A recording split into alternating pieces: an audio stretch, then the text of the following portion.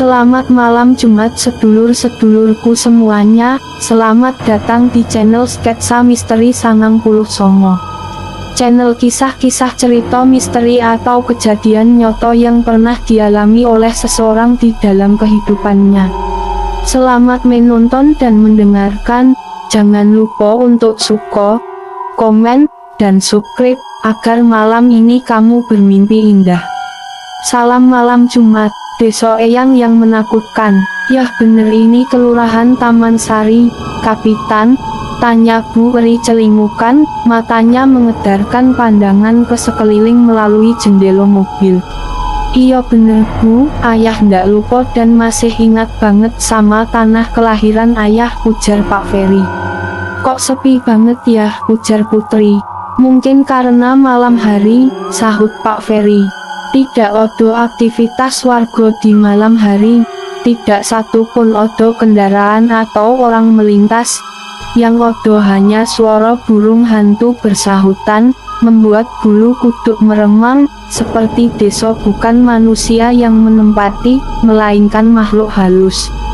Ibu kok parno yoyah, seperti ada yang mengawasi kita.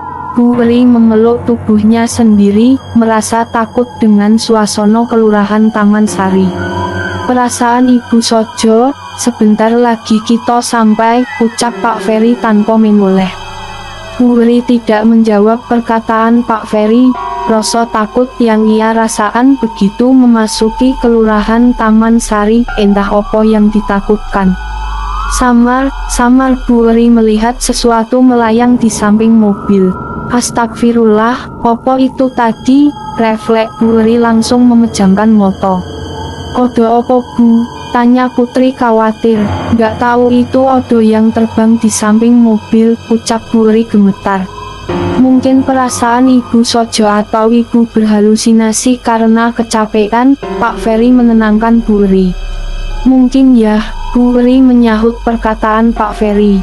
Lalu mereka terdiam. Tidak ada yang berbicara. Mereka sibuk dengan pikiran masing-masing. Yang terdengar hanya deru mesin mobil beradu dengan sepinya malam. Tak lama kemudian, mobil yang dikendarai Pak Ferry berbelok ke sebuah rumah besar dengan beberapa tanaman bunga tumbuh di halaman. Mobil berhenti tepat di depan rumah besar itu. Sudah sampai, ayo kita turun, ajak Pak Ferry kepada istri dan anak-anaknya. Bu Eri, Putri dan Putra membuntuti Pak Ferry. Jalannya yang cepat dong ya, Bu Eri mendorong Pak Ferry. Iya Bu. Bu Eri awas menatap sekeliling rumah, seperti ada seseorang mengawasi mereka dari balik pohon di depan rumah. Lampu jalan yang tidak begitu terang membuat sosok itu tidak begitu jelas. Melihat ada yang mengawasi mereka, Bu Eri berjidik ngeri. Cepat Bu Eri berjalan mengikuti Pak Ferry, sampai membuat Pak Ferry terjatuh, saking kuatnya Bu Eri mendorongnya. Aduh, sakit Bu. Pak Ferry memegangi pelipisnya yang sakit terbentur-bentur. Maaf ya, ucap Bu Eri gugup, keringat mengucur deras di keningnya. Yo sudah, lalu Pak Ferry mengetuk pintu. Tok tok tok, assalamualaikum Bu, ucap Pak Ferry. Tak lama kemudian, terdengar suara pintu berderet. Seseorang membuka pintu, kepala Eyang Putri menyembul dari balik pintu.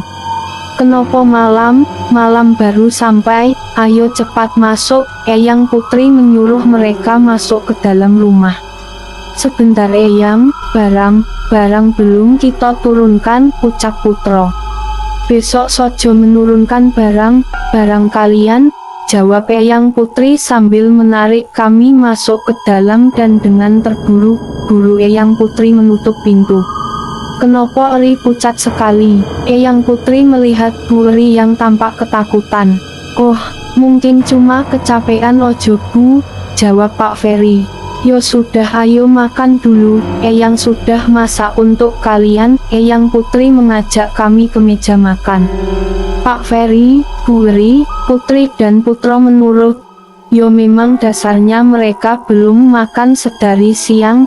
waktu yang mereka tempuh untuk sampai ke Kelurahan Taman Sari 2 hari perjalanan, sehingga bekal makanan yang mereka bawa sudah habis.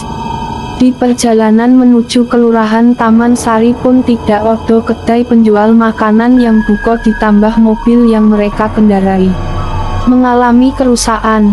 Nasi putih mengepul di meja ditambah opor ayam kesukaan Pak Ferry, Bu Wuri dan anak-anaknya menggugah selera makan mereka. Tak menunggu waktu lama, mereka lalu mengambil piring dan mengisinya dengan nasi dan opor ayam. Melihat Putri dan Putra makan dengan lahap, Eyang Putri tersenyum. Lalu Eyang Putri membuka pembicaraan, "Ibu kan sudah bilang Ferry, jangan sampai tiba malam hari, opo enggak kamu rencanakan dulu berangkatnya biar sampai pagi, siang atau sore?"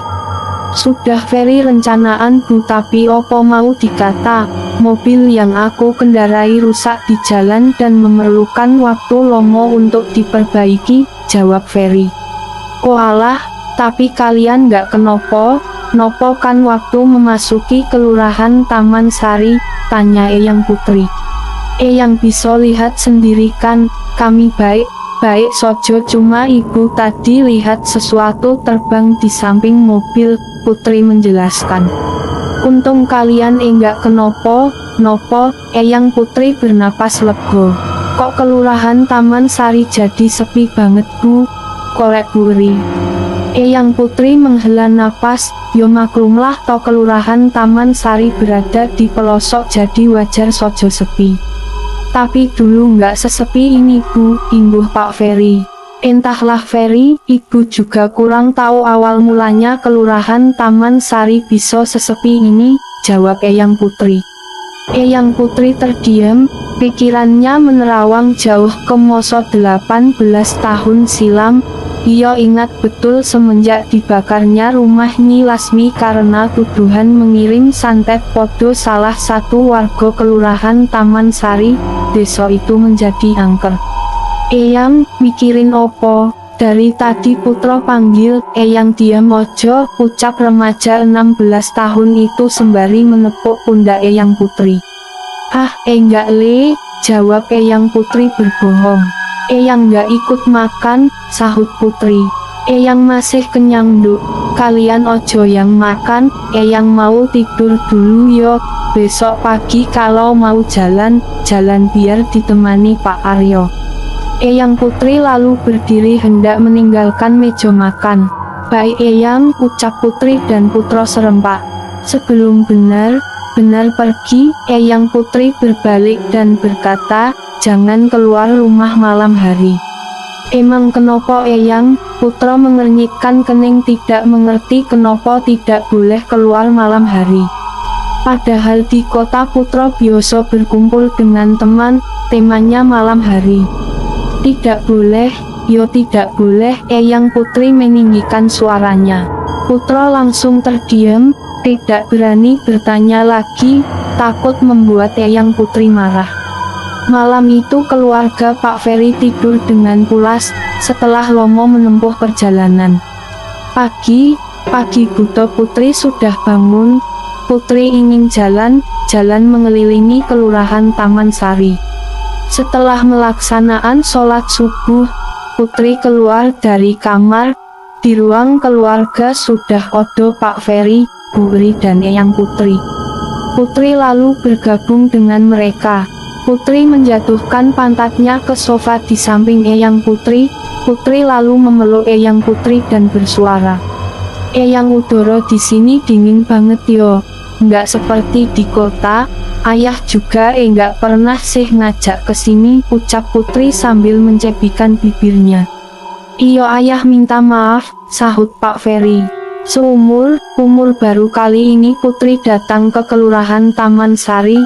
Dulu kan Eyang terus yang ke kota buat nengokin kita." Tampak wajah Putri berseri-seri. "Makanya itu Eyang pengen kalian menetap di sini buat nemenin Eyang yang sudah tua." Eyang Putri mengelus kepala cucunya. "Putri sepertinya betah tinggal di desa ini Eyang." Putri kian erat memeluk Eyang Putri. Pak Ferry dan Bu Weri terkekeh melihat tingkah Putri. "Di mana Mas Munduk?" tanya Eyang Putri. "Paling juga masih tidur, Mas Putro kan pemalas, apalagi sekarang hari Minggu, makin betah dia tidurnya." Putri menegakkan kepala yang ia sadarkan di bahu Eyang Putri. Pukul 6 pagi Putri berpamitan podo Eyang Putri, Pak Ferry dan Eri untuk jalan-jalan. "Jangan jauh-jauh Nduk, kamu belum tahu jalan di Kelurahan Taman Sari atau nunggu Pak Aryo datang, nanti biar ditemani." "Pak Aryo," saran Eyang Putri kepada Putri. "Enggak perlu Eyang, Putri berani kok sendiri," ucap Putri meyakinkan Eyang Putri. "Yo sudah hati-hati," pesan Eyang Putri. Putri menunjukkan jempol tangannya dan pergi meninggalkan Eyang, ayah dan ibunya. Udara di Kelurahan Taman Sari sangat bersih, karena belum banyak kendaraan bermotor di desa itu. Putri melangkahkan kakinya menyusuri jalan di Kelurahan Taman Sari. Pagi ini banyak warga beraktivitas di luar rumah, tidak seperti malam hari. "Pagi Bu," Putri menyapa seorang ibu paruh boyo yang sedang menyapu di halaman rumah. "Pagi Nduk, Cah Ayu, ibu nggak pernah lihat kamu di desa ini, bukan warga sini yo." Ibu itu menakutkan kedua alisnya, berpikir siapa gadis muda dihadapinya. "Iya Bu, saya baru di desa ini, saya cucunya Nenek Karni," terang Putri. "Oh alah, pantesan ibu nggak pernah lihat kamu sebelumnya," ucap ibu itu terkekeh. Putri tersenyum, lalu berpamitan untuk melanjutkan perjalanan mengelilingi Kelurahan Taman Sari. "Saya permisi dulu Bu, mau melanjutkan jalan." Dia berpamitan podo ibu itu. "Kamu emang sudah tahu jalan di desa ini Nduk?" "Belum Bu," jawab Putri singkat. Hati yo, oh yo, kamu jangan ke arah sono yo, orang di desa ini nggak ada yang berani ke sono." Ibu itu menunjuk sebuah jalan setapak yang di kiri kanannya tumbuh banyak pohon besar menjulang tinggi. "Iya Bu," Putri menganggukkan kepala, tanpa menanyakan alasannya. Putri melangkahkan kakinya setelah berpamitan podo ibu itu. Pemandangan di Kelurahan Taman Sari membuat Putri takjub. Sawah terbentang luas dengan gemericik suara air sungai menjadi perpaduan yang pas. Ada sebuah jalan setapak di samping aliran sungai yang membuat Putri tertarik untuk melewati jalan itu. Padahal Putri sudah diperingatkan oleh ibu tadi untuk tidak melewati jalan itu, namun seperti ada sebuah daya tarik bagi Putri untuk melewati jalan itu. Spontan Putri melangkahkan kakinya, jalan ia lewati teramat sepi. Makin lama menyusuri jalan itu, bulu kuduk Putri meremang, terdengar suara langkah kaki di belakangnya. Ketika Putri menoleh, tidak ada siapa, lalu Putri kembali melangkahkan kakinya dan terdengar lagi suara derap langkah kaki di belakangnya. Kembali Putri menoleh dan tidak ada siapapun. Putri mempercepat langkahnya, lagi terdengar suara langkah kaki. Jantung Putri berdegup kencang namun tak berani menoleh. Akhirnya setengah berlari Putri melewati jalan itu. Suasana di jalan yang Putri lalu makin menakutkan. Pohon besar yang tumbuh di kiri kanan jalan membuat cahaya matahari tidak dapat masuk. Suara langkah kaki di belakang Putri semakin cepat. Putri pun kini berlari cepat dengan nafas yang memburu. Putri menabrak sesuatu yang membuat ia tak sadarkan diri.